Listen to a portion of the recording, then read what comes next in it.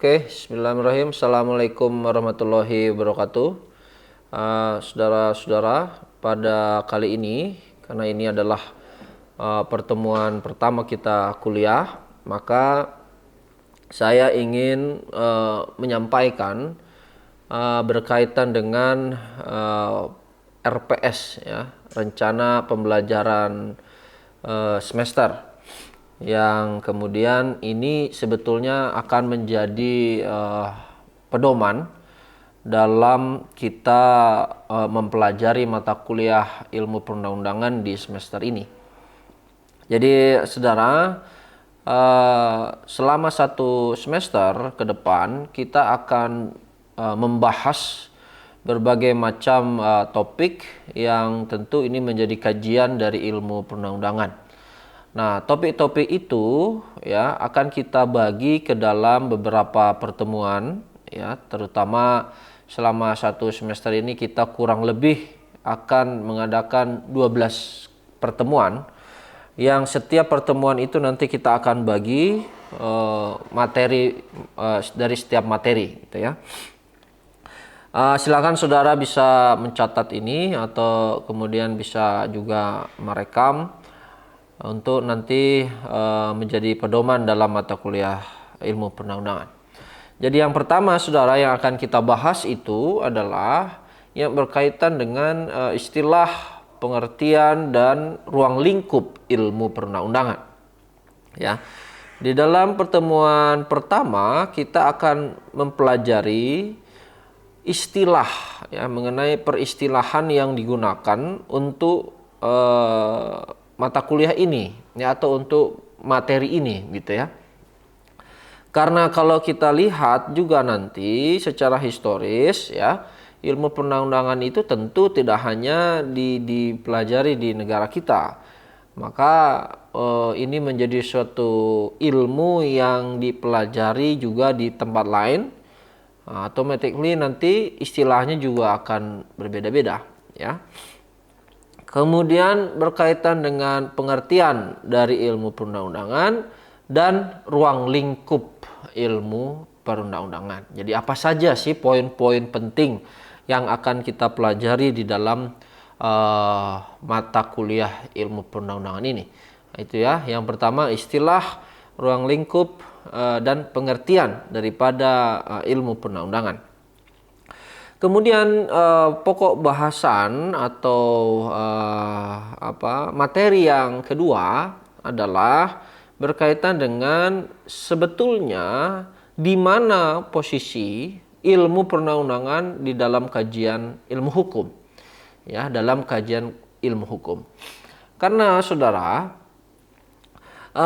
ilmu hukum ini secara praktik, ya, atau secara sederhana kita selalu kaitkan dengan apa yang disebut peraturan perundang-undangan, ya. Sehingga peraturan perundang-undangan ini sebetulnya merupakan bagian daripada hukum. Nah, kita sedang mempelajari ilmu hukum. Nah, sehingga kita perlu juga tahu bagaimana kedudukan atau posisi ilmu perundang-undangan di dalam konteks ilmu hukum. Nah, itu yang kedua, ya. Kemudian yang ketiga, bagaimana hubungan ilmu perundang-undangan dengan ilmu hukum lainnya.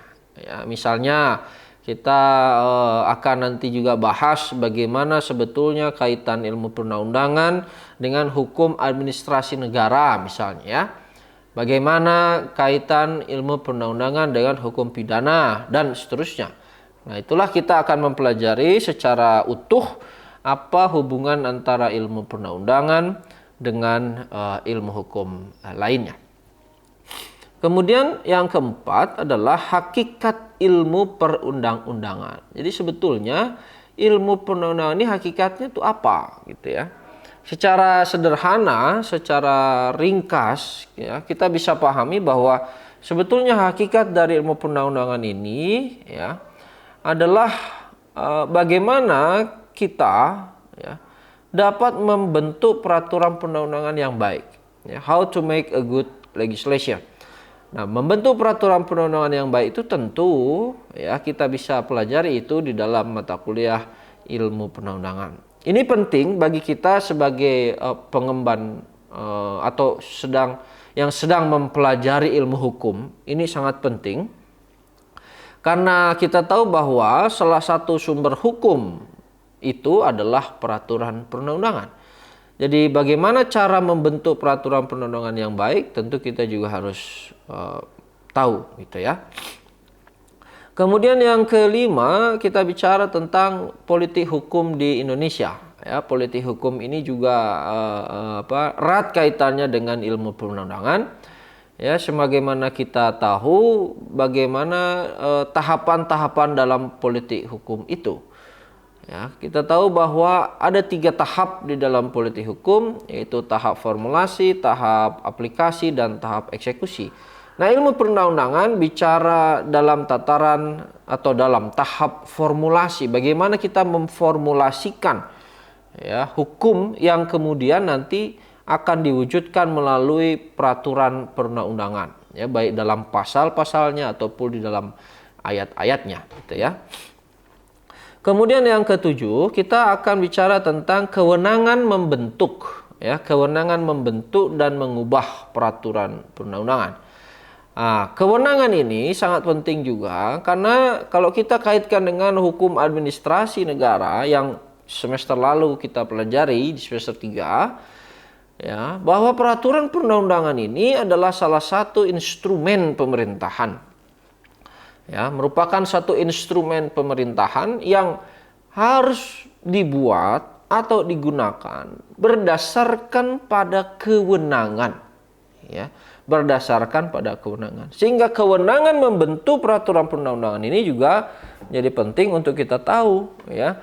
Apalagi kalau kita pelajari lebih jauh, ternyata di Indonesia banyak sekali jenis-jenis peraturan perundang-undangan, ya, yang hierarkinya berbeda, jenisnya berbeda, termasuk kewenangan membentuknya juga berbeda. Ya, karena banyak sekali lembaga-lembaga yang memiliki kewenangan untuk membentuk peraturan perundang-undangan. Nah, kedelapan, ya, pokok bahasan selanjutnya kita akan bicara tentang bagaimana teori yang dikemukakan oleh Hans Kelsen itu kemudian mendasari sistem peraturan perundang-undangan di Indonesia. Kita tahu bahwa di dalam pasal 7 Undang-Undang 12 2011, Saudara, yang itu sudah dirubah 2 kali, terdapat sistem peraturan perundang-undangan yang berjenjang, yang berhierarki. Ya, apa maksud dari hierarki peraturan perundang-undangan? Apa kemudian konsekuensi-konsekuensi yang timbul dari adanya pengaturan tentang hierarki peraturan perundang-undangan itu? Gitu ya. Nah, ini jadi pokok bahasan penting juga yang kemudian nanti akan kita khusus dalami didasarkan pada teorinya Hans Kelsen yang disebut dengan Stufenbau-das-Recht atau Stufen teori, gitu ya. Nah, selanjutnya Saudara, poin ke-9 dalam materi ilmu perundang-undangan adalah yang berkaitan dengan prinsip-prinsip dasar di dalam membentuk suatu peraturan perundang-undangan, ya. Nah, prinsip-prinsip dasar ini atau sering kita juga sebut dengan landasan-landasan dalam membentuk suatu peraturan, ya. Kita akan bagi 3 nanti. Ada landasan filosofis, landasan sosiologis, dan landasan yuridis dalam setiap pembentukan peraturan perundang-undangan. Ya. Nah, itu yang ke-9. Kemudian yang selanjutnya yang ke-10, materi kita adalah bagaimana prosedur membentuk, ya. Bagaimana prosedur membentuk dan mengubah peraturan perundang-undangan. Sebagaimana kita tahu, kalau kita kaitkan juga tadi dengan politik hukum, ya, pembentukan peraturan perundang-undangan ini berada dalam tahapan formulasi. Ya, bagaimana ya kita sebagai suatu negara hukum bisa membentuk peraturan perundang-undangan dengan baik, ya, dengan baik.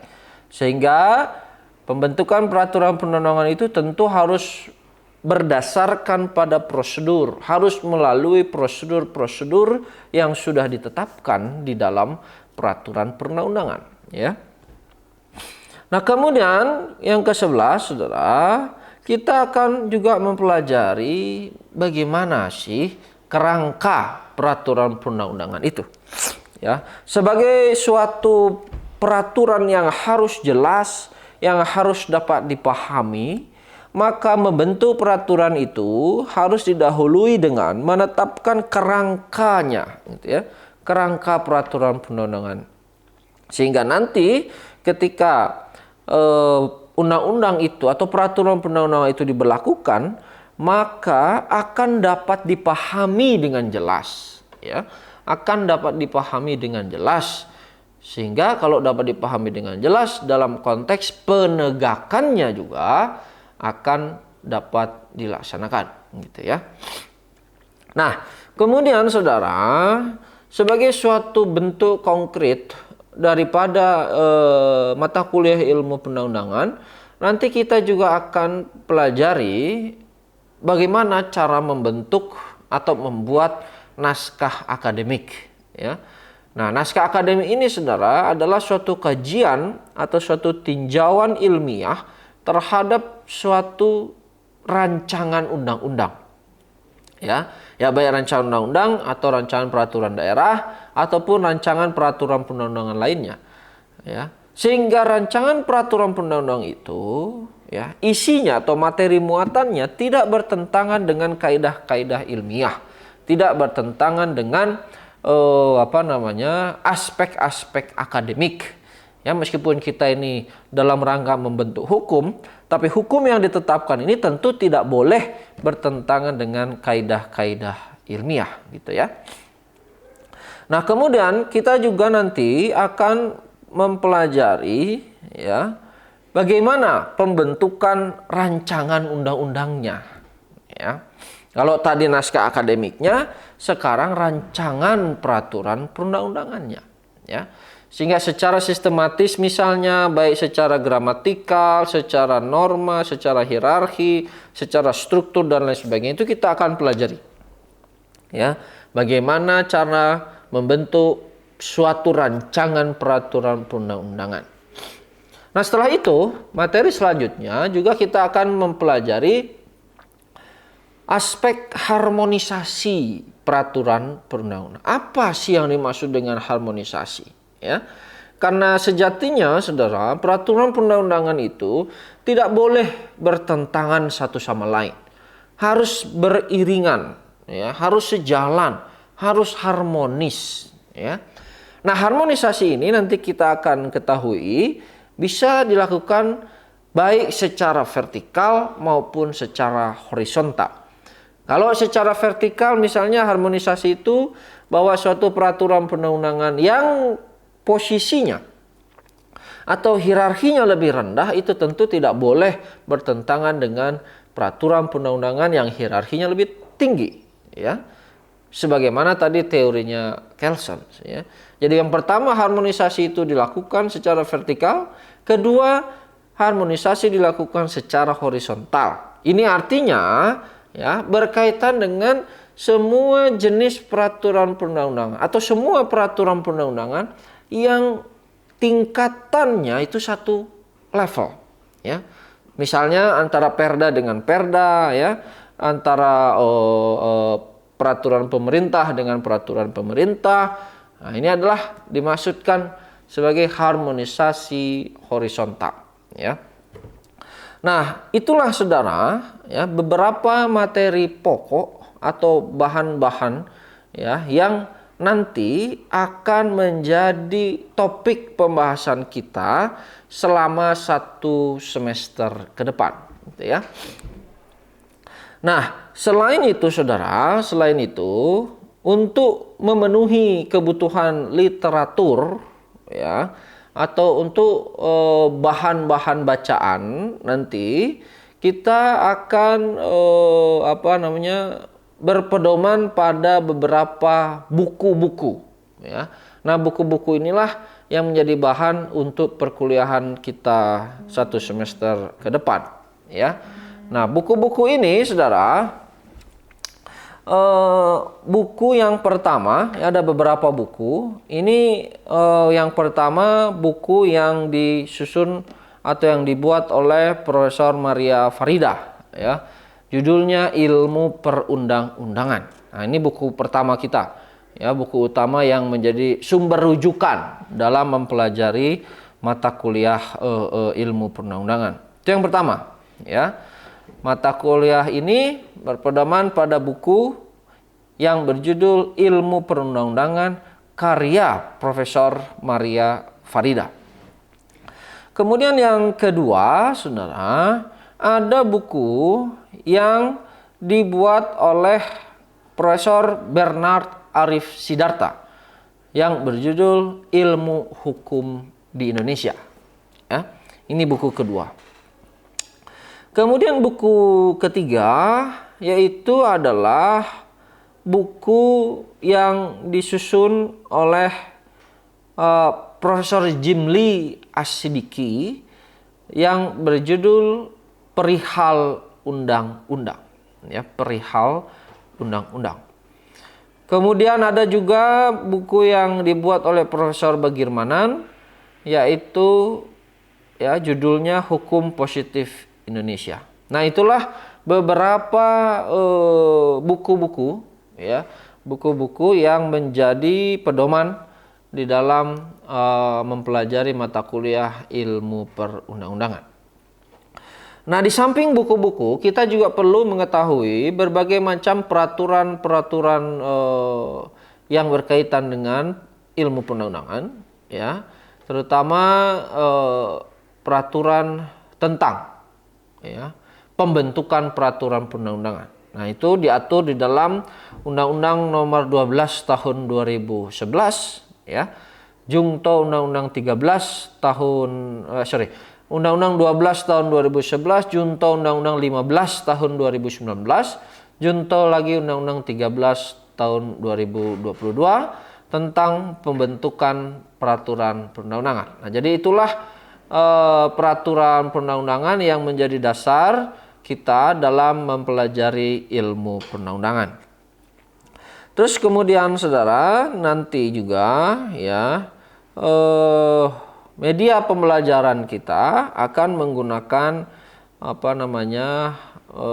PowerPoint, ya, PowerPoint. Kemudian juga nanti ada presentasi dari tugas saudara, ya. Saya minta nanti ada tugas perorangan dan tugas kelompok untuk lebih kita bisa memahami materi ini melalui diskusi di kelas ini, gitu, ya. Kemudian nanti di akhir, saudara, saya juga akan minta saudara untuk membuat rancangan suatu peraturan, ya. Tentu setelah kita bisa mempelajari semua materi ini, akan kita adakan semacam praktek, gitu, untuk membuat suatu rancangan peraturan perundang-undangan, dan tentu tadi membuat juga naskah akademik, ya. Nah, itu, saudara, ya, yang berkaitan dengan rencana pembelajaran semester di mata kuliah ilmu perundang-undangan, ya. Mudah-mudahan ini bisa menjadi guidance, menjadi pedoman kita selama 1 semester ke depan dalam mempelajari mata kuliah ilmu perundang-undangan. Demikian yang bisa saya sampaikan. Terima kasih. Wassalamualaikum warahmatullahi wabarakatuh. Baik, saudara, selamat siang. Assalamualaikum warahmatullahi wabarakatuh. Pada pertemuan kali ini, ya, kita akan membahas mengenai salah satu sumber hukum tata negara, ya, dalam arti yang formil. Pada pertemuan-pertemuan sebelumnya kita sudah bahas mengenai apa itu sumber hukum, ya, baik dalam pengertian formil dan dalam pengertian yang material. Nah, dalam sumber hukum formil, ya, salah satunya ada peraturan perundang-undangan. Ya, jadi salah satu sumber hukum tata negara dalam arti yang formil itu adalah peraturan perundang-undangan, ya. Nah, di dalam peraturan perundang-undangan di Indonesia, ya khususnya Undang-Undang Nomor 12 Tahun 2011 tentang pembentukan peraturan perundang-undangan, ya, yang kemudian undang-undang itu sebetulnya sudah dilakukan perubahan, ya, 2 kali melalui Undang-Undang Nomor 15 Tahun 2019, ya, dan Undang-Undang Nomor 13 Tahun 2022. Undang-undang itu judulnya adalah Pembentukan Peraturan Perundang-undangan. Jadi di Indonesia, ya, secara konstitusional bahwa pembentukan peraturan perundang-undangan itu tata cara, prosedur, ya, materi muatan dan lain sebagainya itu diatur di dalam satu undang-undang, yaitu Undang-Undang 12 2011 tadi, ya, tentang pembentukan peraturan perundang-undangan. Nah, di dalam undang-undang tersebut juga kemudian diatur mengenai, ya, hierarki peraturan perundang-undangan. Ya. Kalau saudara nanti membaca, ya, itu diatur di dalam pasal 7, ya, pasal 7, ya, Undang-Undang 12 2011. Mengenai hierarki peraturan perundang-undangan ini, ya, didasarkan pada teori yang dikemukakan oleh Hans Kelsen, ya, seperti yang di PowerPoint saudara lihat, ya.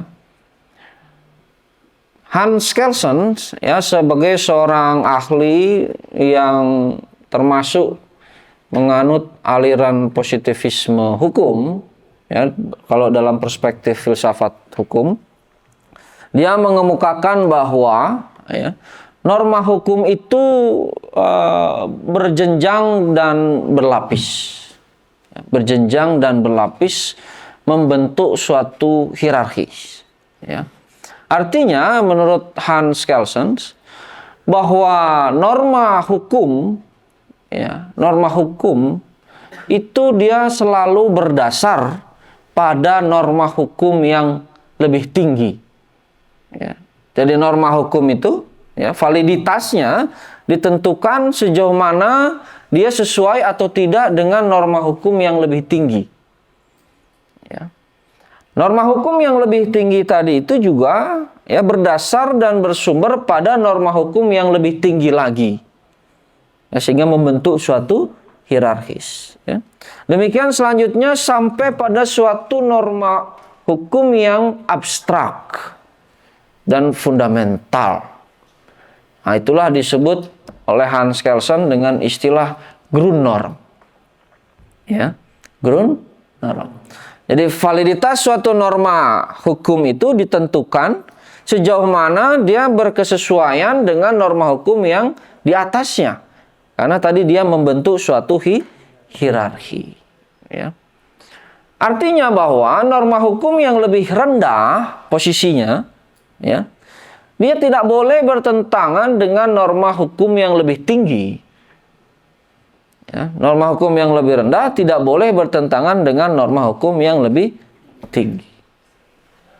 Ya. Sehingga kalau kita lihat di dalam pasal 7 Undang-Undang 12 tadi itu, ya, ditentukan bahwa hierarki peraturan perundang-undangan itu yang paling tinggi adalah Undang-Undang Dasar 1945. Itu menempati posisi yang paling tinggi, yang kemudian itu disebut sebagai norma dasar negara, ya, atau State Fundamental Norm.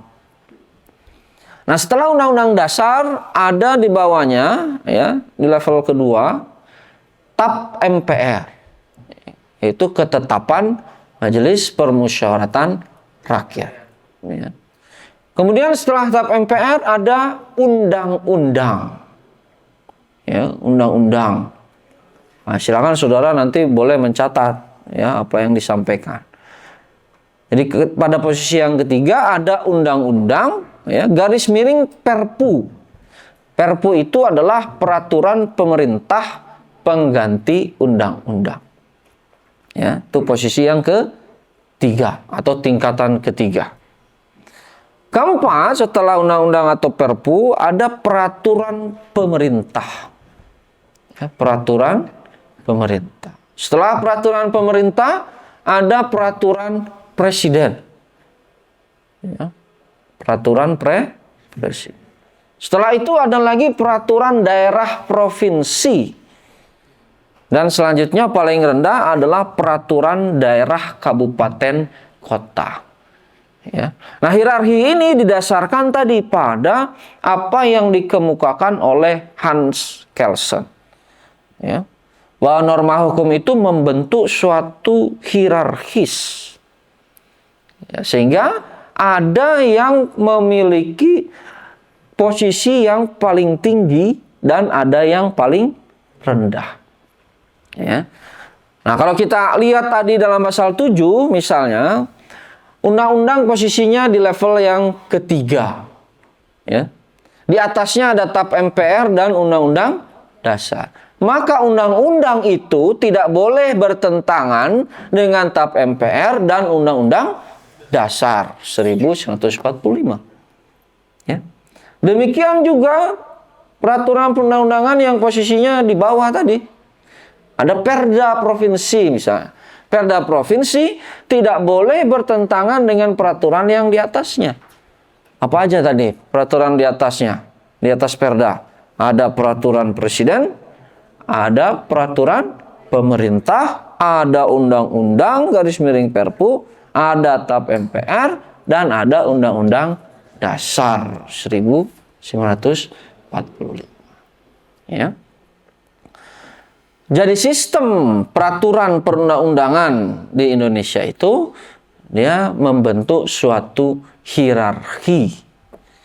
Ya. Nah, sehingga ada prinsip ya bahwa ketentuan yang lebih rendah ya tidak boleh bertentangan dengan peraturan yang lebih tinggi. Atau dalam istilah lain bahwa ketentuan yang lebih tinggi itu mengenyampingkan ketentuan yang lebih rendah. Ya. Bisa dipahami, saudara? Ya, sehingga kalau kita pelajari salah satu sumber hukum tata negara, itu adalah peraturan perundang-undangan. Ya. Tentu di Indonesia peraturan perundang-undangan itu banyak jenisnya. Ya, selain tadi apa yang disebutkan dalam pasal 7 yang membentuk suatu hierarki itu, ada juga yang ya dimuat di dalam pasal 8-nya. Pasal 8 Undang-Undang 12 2011. Jadi kalau saudara misalnya mendengar, membaca ya atau menggunakan istilah peraturan perundang-undangan, maka itu merujuk pada seluruh jenis atau semua jenis yang ada di dalam pasal 7 dan pasal 8 tadi. Ya. Saudara kan punya gadget ya. Pasti setiap orang punya smartphone, ya. Jangan hanya phone-nya yang smart, tapi usernya juga harus smart. Coba sekarang buka di handphone saudara, ya, tinggal browsing di Google. Ya, Undang-Undang nomor 12 tahun 2011. Sudah lihat pasal 7 dan pasal 8. Wah.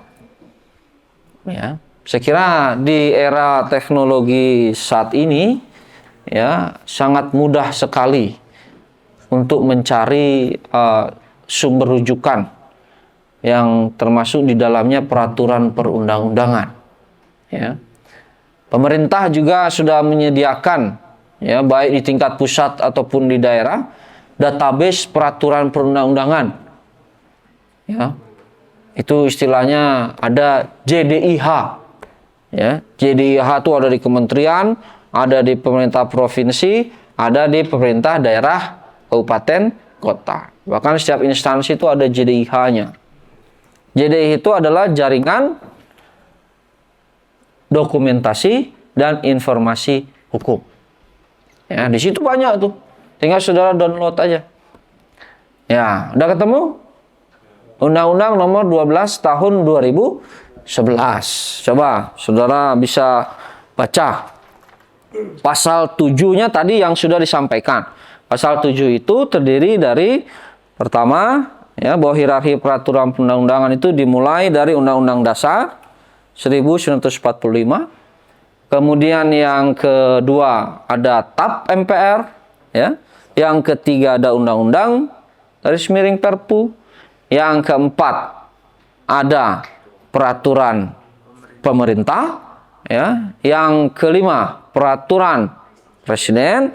Yang keenam peraturan daerah provinsi, dan yang ketujuh peraturan daerah kabupaten kota, ya. Nah, kita lihat lagi di pasal 8 ada jenis-jenis peraturan perundang-undangan yang selain tadi membentuk hierarki itu. Ada peraturan-peraturan yang dikeluarkan oleh lembaga-lembaga tinggi negara atau lembaga-lembaga lain yang kewenangannya didasarkan pada undang-undang. Misalnya ada peraturan Mahkamah Agung, peraturan DPR, peraturan Mahkamah Konstitusi, ya, peraturan BPK, ya, sampai pada peraturan desa. Ya, itu semua adalah peraturan perundang-undangan. Jadi kalau saudara nanti misalnya ya, ada pertanyaan atau apa saja jenis-jenis peraturan perundang-undangan Indonesia, ada dalam pasal 7 dan pasal 8 Undang-Undang 12 2011. Ya. Itu tadi dasar teorinya. Kenapa berjenjang? Kenapa ada hierarki? Nah, itu dikemukakan atau berdasarkan pada pendapatnya Hans Kelsen. Saya kira saya persilahkan pada saudara untuk mengajukan pertanyaan. Siapa yang mau bertanya? Silakan. Kalau misalnya suatu aturan bertentangan dengan aturan lainnya, akan diadakan judicial review atau uji material. Yang mengujinya itu ada dua, tapi aku nggak tahu yang untuk peraturan undang-undang terhadap Undang-Undang 1945 itu apa, tahu, dan yang menguji peraturan di bawah undang-undang terhadap undang-undang itu lembaga apa? Oke, ya ini pertanyaan menarik ya, karena berkaitan dengan kompetensi lembaga peradilan, ya, dalam konteks judicial review atau dalam konteks pengujian peraturan perundang-undangan. Ya. Baik, secara konstitusional di Indonesia pemegang kekuasaan kehakiman itu ya dimiliki oleh dua lembaga tinggi negara, ya, yaitu oleh Mahkamah Agung dan oleh Mahkamah Konstitusi. Di dalam praktek memang menjadi kontroversi, apalagi hari-hari ini ya di Indonesia terjadi, nah, terutama di lingkungan Mahkamah Konstitusi, ada hakim konstitusi yang diberhentikan ya oleh DPR karena dianggap terlalu banyak membatalkan undang-undang hasil dari DPR bersama presiden. Ya, memang betul bahwa undang-undang itu adalah produk hukum yang dihasilkan oleh DPR bersama presiden. Tetapi bisa dibatalkan oleh 9 orang hakim konstitusi. Anda bayangkan, ya, produk yang dihasilkan oleh ratusan orang bisa dibatalkan oleh 9 orang. Ya. Kenapa bisa begitu? Ya. Nah, undang-undang sebagai hasil atau sebagai produk dari DPR bersama presiden, ya, itu adalah ya, dalam istilah lain disebut sebagai majority rules. Majority rules itu adalah aturan yang dibuat oleh masyarakat mayoritas. Kenapa masyarakat mayoritas? Karena DPR dan presiden adalah pemenang pemilu. Betul ya? DPR dan presiden yang sekarang duduk di sana itu kan pemenang pemilu. Betul ya? Artinya pemenang pemilu itu adalah pendapat mayoritas. Karena lebih banyak suaranya kan gitu. Ya, lebih banyak suaranya. Mayoritas masyarakat memilih mereka. Nah, itulah disebut dengan majority rules. Jadi undang-undang itu adalah manifestasi dari majority rules. Karena dibentuk oleh DPR bersama presiden yang merupakan representasi masyarakat mayoritas. Tetapi, saudara, majority rules itu tidak selalu benar. Ya, majority rules itu tidak selalu benar. Undang-undang itu kan nggak selalu benar meskipun dibuat oleh masyarakat yang mayoritas. Maka majority rules itu harus diimbangi dengan apa yang disebut minority right. Ya, tadi majority rules, ini minority right. Hak-hak masyarakat yang minoritas. Mungkin di kelas ini kan nggak semuanya pilih Presiden Jokowi.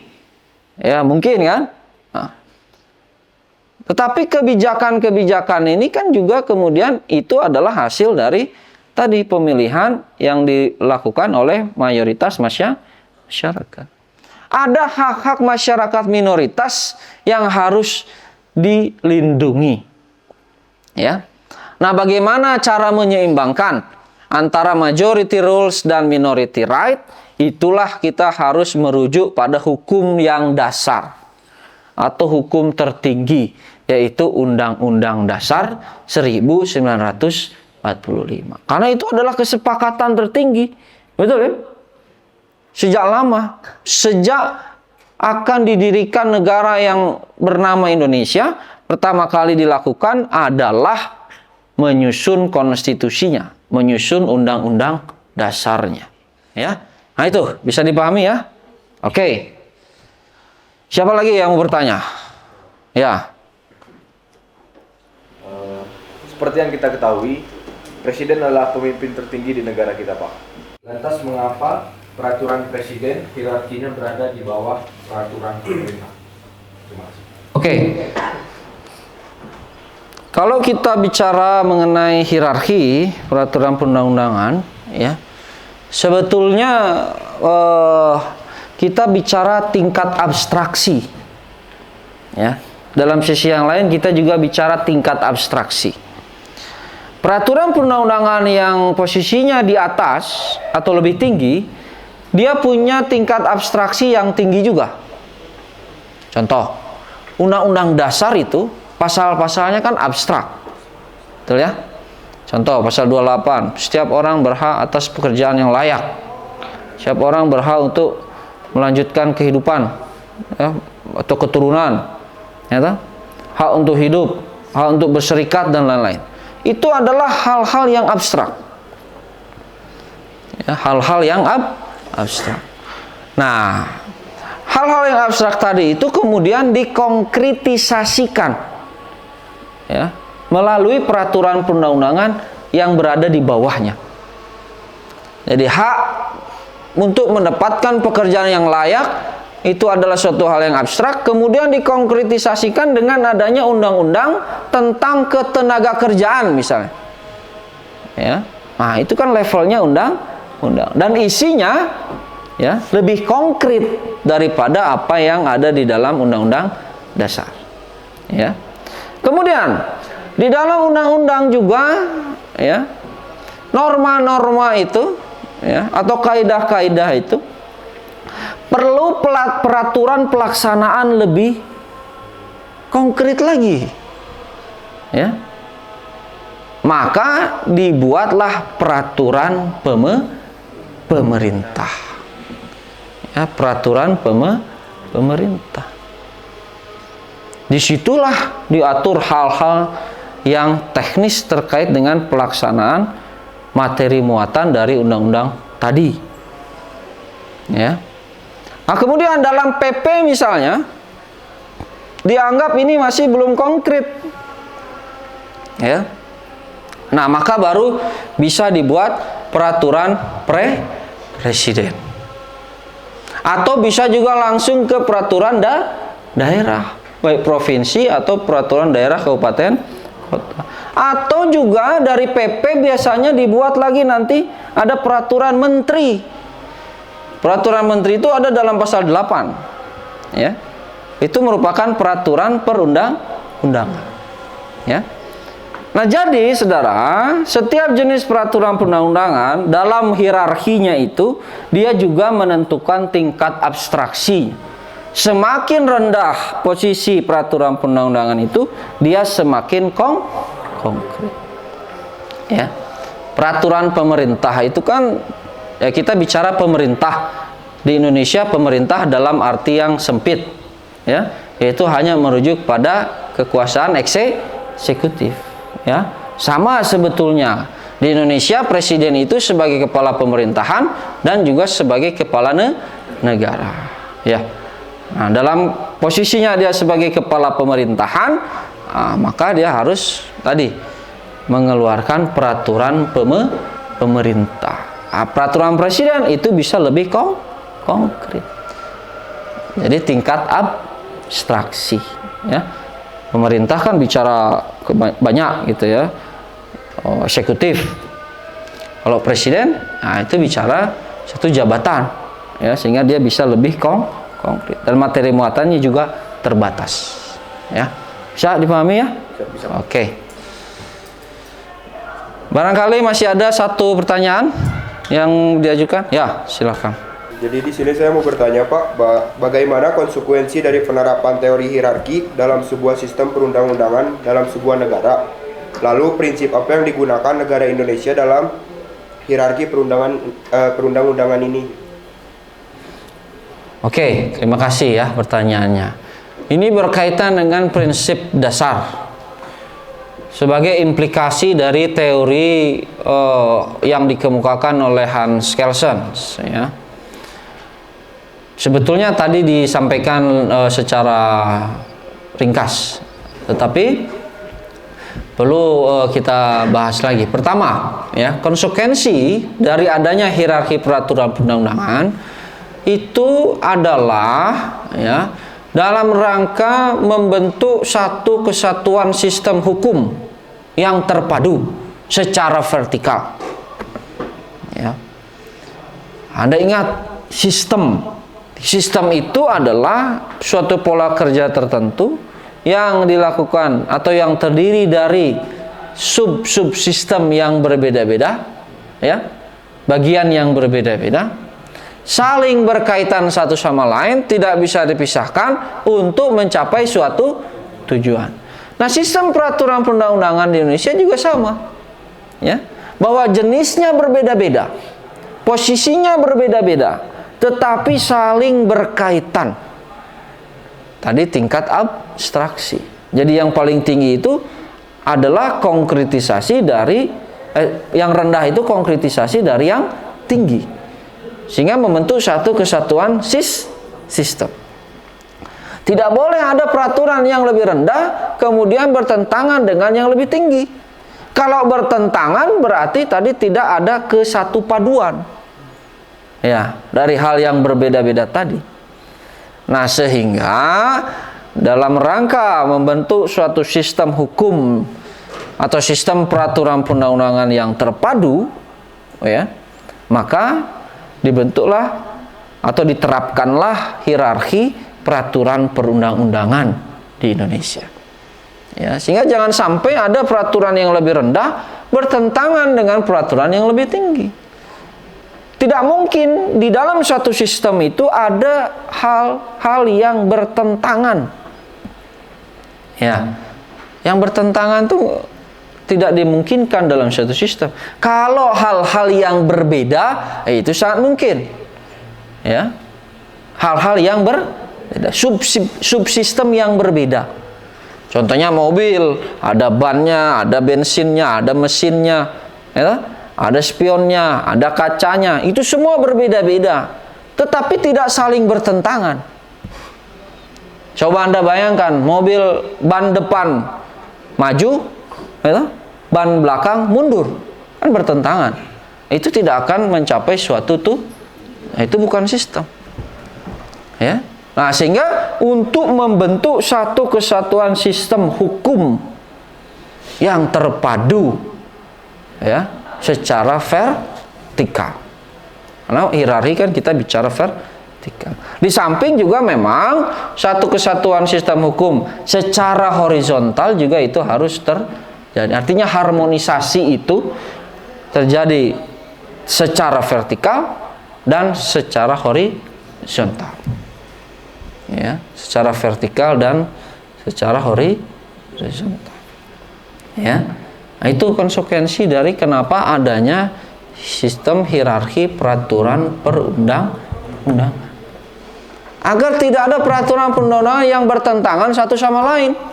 Karena kalau kita meminjam atau merujuk pada pendapatnya Friedman, ya, Lawrence Friedman, yang mengatakan bahwa sistem hukum itu adalah suatu sistem yang terdiri dari beberapa subsistem. Subsistemnya itu ada substansi hukum, ada struktur hukum, dan ada budaya hukum. Anda bayangkan kalau substansi hukumnya, yang salah satunya adalah peraturan perundang-undangan, tidak harmonis, ya, tidak harmonis, maka tujuan hukum itu juga tidak akan tercapai. Jadi harmonisasi peraturan perundang-undangan itu menjadi penting, ya, menjadi penting dalam rangka tadi membentuk hukum yang baik atau substansi hukum, ya. Di sistem ada legal structure, ada legal substance, dan ada legal culture. Ya, karena hukum yang baik itu, ya, ini ada pendapat ahli namanya Lon Fuller. Ya, dia mengukakan 8 kriteria bagaimana peraturan perundang-undangan yang baik itu. Salah satunya, ya, adalah tidak bertentangan satu sama lain. Nah, kata Lon Fuller. Ya, jadi peraturan perundang-undangan itu tidak boleh bertentangan satu sama lain. Nah, itulah salah satu indikator peraturan perundang-undangan yang baik. Ya, bisa dipahami? Oke? Saya kira karena sudah ada beberapa pertanyaan dan diharapkan materi yang disampaikan bisa dipahami dengan baik, terutama dalam memahami sistem peraturan perundang-undangan di Indonesia sebagai salah satu sumber hukum yang utama. Ya, peraturan perundang-undangan itu adalah sumber hukum yang utama di Indonesia. Ya, karena tadi termasuk ke dalam sumber hukum dalam arti yang formil. Ya, baik saudara, saya kira dari pembahasan yang tadi mudah-mudahan dapat dipahami, dan mungkin perkuliahan hari ini kita akhiri sampai di sini. Ya, kita akan ketemu minggu depan dengan materi yang selanjutnya. Ya, mudah-mudahan ya saudara bisa mengikuti perkuliahan juga di waktu-waktu yang akan datang. Terima kasih, selamat siang. Assalamualaikum warahmatullahi wabarakatuh.